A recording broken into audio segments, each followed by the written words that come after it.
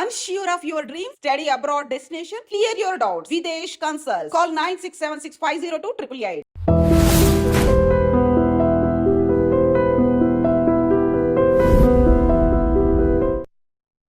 Sir అలాగే మిమ్మల్ని ఇంకోటి అడగాలి. ఇప్పుడు బ్రహ్మం గారు ఎక్కడ పుట్టారు, ఆయన కాలజ్ఞానం ఏమేమి రాశారు, ఒక 20 ఏళ్ల తర్వాత లేదా ఒక 100 ఏళ్ల తర్వాత ఏం జరుగుతుంది అనేది ఆయన బ్రహ్మంగారి కాలజ్ఞానంలో రాశారు. ఆ పుస్తకం నేను చూడలేదు, మీరు నేను చూసారని అడగండి, నేను నిజంగా చూడలేదు. సినిమాలో కానివ్వండి, బయట వాళ్ళు చెప్పే విషయాల్లో కానివ్వండి, మీరు దాన్ని కూడా అబ్జెక్ట్ చేశారు. బ్రహ్మంగారు కాలజ్ఞానం అనేది కాదు, ఆయన ఇక్కడ లేదు అని. ఏ విధంగా మీరు చెప్పగలిగారు? అక్కడ యాక్చువల్లీ ఆయన పుట్టిన ఊరు ఉంది, ఆయన రాసిన పుస్తకం కూడా ఉంది కదా, కాదంటారా? అంటే I have to relate a few answers. మీరు ఇంతకు ముందు కూడా గ్రహణాల గురించి ముందే చెప్పగలరు కదా అని అన్నారు. We will address all of them. Please. Brahmam గారి కంటే ముందు పుట్టిన ఆయన పేరు నోస్ట్రాడామస్. ఆయన సైన్స్లోకి వెళ్ళారు? లేదు, నోస్ట్రాడామస్ సైన్స్ ఏమీ లేదు. నోస్ట్రాడామస్ అనే ఆయన ఫ్రాన్స్లో పుట్టిన ఒక astrologer who was also a physician, అప్పటి డాక్టర్. Okay okay. నోస్ట్రాడామస్ ఇచ్చిన ప్రెడిక్షన్సే అన్నీ నిజమైనాయి. ఆయన హిట్లర్ రాకను కూడా ముందే చెప్పాడు, ప్రపంచ యుద్ధాన్ని కూడా చెప్పేశాడు ఆయన. మీరు నమ్మారా ఆ విషయాన్ని? అదే చెప్తున్నాను. ఎలా సాధ్యం అవుతుంది, ఎప్పుడు ఏది జరుగుతుంది అని ఇన్వెస్టిగేట్ చేశారు. నేను చేయలేదు, ఆల్రెడీ చేసిన వాళ్ళు ఉన్నారు. దాంట్లో తేలింది ఏమిటి అని అంటే, నోస్ట్రాడామస్ ఒక ఇంటాలరెంట్ సొసైటీలో ఉన్నప్పుడు తను రాసింది ఎవరైనా క్లియర్గా అర్థం చేసుకుంటే చంపేస్తారని, అప్పుడు చర్చ్ ప్రతి ఒక్కరిని చంపేస్తూ ఉండేది.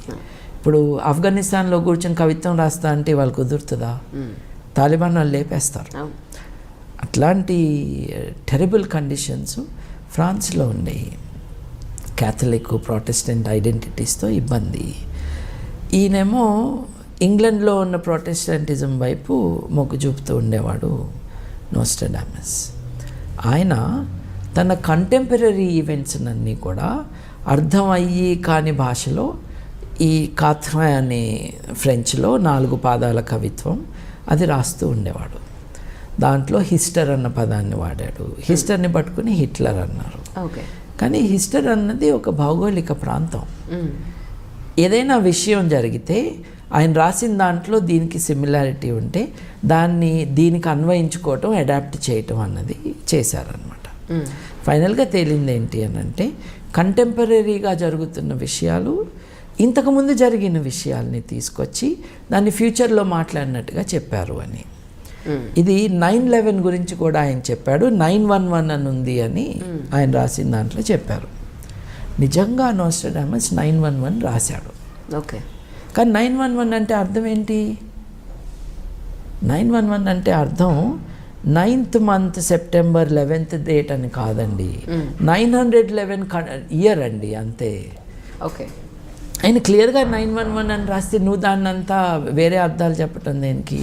ఆయన రాసిన ఒకటి అర్థం చేసుకున్నాడు. ద ఇయర్ 911లో Normans, north people will attack అని ఈయన రాశాడు. But they have already attacked కదా, ఈయన 1500లో కదా పుట్టింది. సో పాస్ట్నంతా ఫ్యూచర్గా రాశాడు ఆయన, భయమేసి చంపేస్తారని. Okay okay. సో దీన్ని 9/11గా ఇది అన్వయించారు కదా. యాక్చువల్లీ ఒక Canadian research student, PhD scholar, ఆయన ప్రాఫెసీస్ మీద తన పిహెచ్డి, ఫ్యూచర్ చెప్పటం ఇదంతా దాని మీద పిహెచ్డి అయింది. దాంట్లో తమాషాగా ఈయన తను ఒక ప్రెడిక్షన్ రాశాడు, రాసి నోస్ట్రాడామస్ చెప్పాడు అని రాశాడు. సో 9/11 అటాక్ జరిగినప్పుడు చూడు నోస్ట్రాడామస్ అప్పుడే చెప్పాడు అని అందరు మొదలుపెట్టారు. నేను రాశాను ఆయన పేరుతో అని అతను ఇప్పుడు రివీల్ చేశాడు ఆ ప్రెడిక్షన్ని, సో కాల్ ప్రెడిక్షన్ని. అలాగే డిఫరెంట్ అదర్ వర్డ్స్ బై నోస్ట్రాడామస్ని ప్రతి డిజాస్టర్కి అన్వయించుకోవటానికి ప్రయత్నం చేశారు. ఎటువంటి ప్రయత్నం అంటే, నోస్ట్రాడామస్ అన్నదే నిజమైందని మొదటి ప్రపంచ యుద్ధంలో చెప్పారు. రెండో ప్రపంచ యుద్ధానికి కూడా అదే పట్టుకొచ్చి ఇదిగో చెప్పాడని అన్నారు. ఆ తర్వాత 9/11 అటాక్ కూడా అదే అని చెప్పారు. అంటే కెనేడియన్ది కాకుండా ఇతను రాసిన ఒక డిజాస్టర్ ఇది. ఆకాశం నుండి ఒక జయంట్ బర్డ్ విల్ కమ్ అని ఏదో ఒకటి ఉందన్నమాట. అంటే విమానాలు జాయింట్ బర్డ్ కాబట్టి అవి వచ్చేసి అటాక్ చేసినాయి అని Oh. దాన్ని అన్వయించారు. ఆయన 3 చెప్పాడా, 1 చెప్పాడా, అసలు దీని గురించి చెప్పనే లేదా? ఇటువంటి ప్రశ్నలు లేవు. సో ఇవన్నీ మానవ కల్పితాలే. మన అన్వయించుకోవటం. మీరు బ్రహ్మంగారి గురించి అడిగారు. నేను అనేది ఏంటంటే అంత గొప్ప మనిషిని మహిమలతో కట్టివేయద్దు అని. ఓకే. బ్రహ్మంగారు probably the only social scientist of the day. ఆయనకు ముందు సోషల్ రిఫార్మర్స్ ఉన్నారు. ఇప్పుడు మనం సోషల్ రిఫార్మర్స్ అంటే శంకరాచార్యుల వారు ఆయన ఫిలాసఫర్ అండ్ సోషల్ రిఫార్మర్. ఆయన ముందు కాదు కానీ జీవితాంతంలో చండాలుల్లో కూడా దేవుణ్ణి చూశాడు కదా. తప్పుకో అంటే ఆయన నాలో ఆత్మనా నన్నా తప్పుకోమన్నది, నాలో దేవుణ్ణా అని అడిగేటప్పటికీ ఆయన రియలైజ్ అయ్యాడు అని అన్నారు. సోషల్ రిఫార్మ్లో ఆ మేరకు ఆయన కాంట్రిబ్యూషన్ ఉంది. రామానుజాచార్యుల వారు ఉన్నారు. ఆయన అందరికీ యాక్సెస్ ఉండాలి, డివైన్ మెసేజ్ అని ఆయన చెప్పాడు. These are reformers. But Brahmam garu even more than a reformer. ఆయన ఆడపిల్లలు రజస్వల కాకముందే పెళ్లి చేసుకోవటం అన్నది తప్పు అని చెప్పాడు. కులాల ఈ డిస్టింక్షన్స్ అన్నవి ఉండకూడదు అన్నాడు. అన్ని మతాల వాళ్ళు కలిసి ఉండొచ్చు అని చెప్పాడు. So that is the reform aspect of him. But for me, the fascinating aspect of Brahman Garu is not simply, though it is very important, not simply social reform, but as a social scientist. Okay.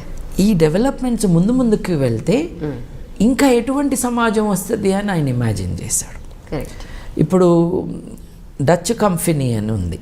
మనం దేన్నైతే east India company అంటామో, ఈ Dutch company అన్నది Pulicat lake దగ్గర వాళ్ళ head quarters.